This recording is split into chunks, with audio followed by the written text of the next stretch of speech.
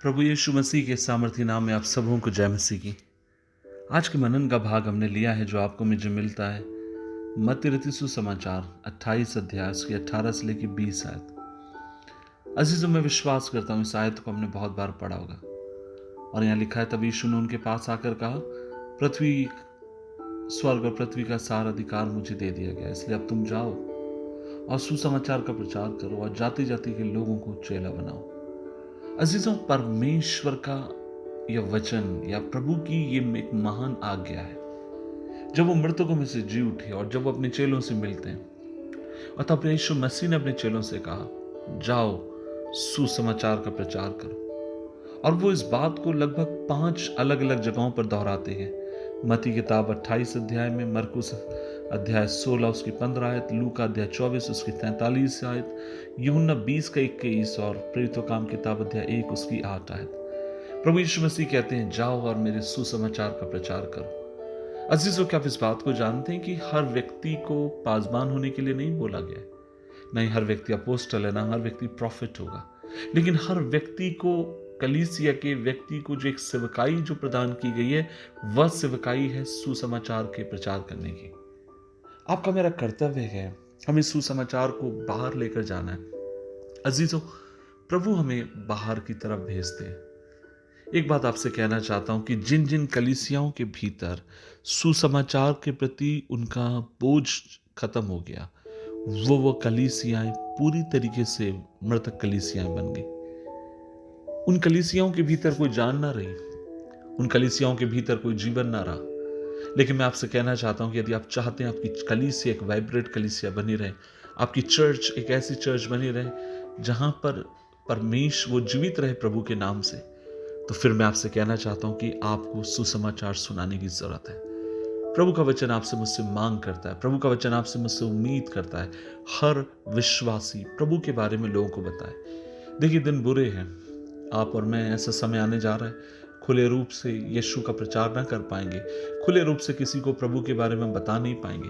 लेकिन ऐसे समय मैं हमेशा कहता हूं, हमें प्रभु से अनुग्रह मांगने की जरूरत है, हमें संवेदनशील होने की जरूरत है।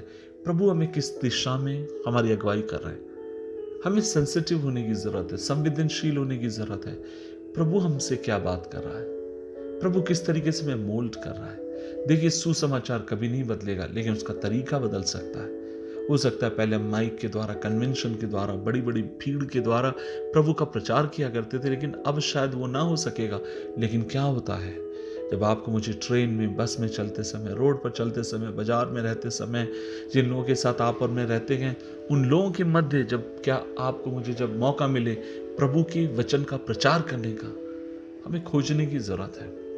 हमें प्रभु से कहने की जरूरत है, प्रभु जी आप हमें सेंसिटिव बनाइए। और मैं आपसे कहना चाहता हूं, प्रभु आपको रास्ता दिखाएंगे, प्रभु आपको मार्ग दिखाएंगे, प्रभु आपके लिए रास्तों को खोलेंगे।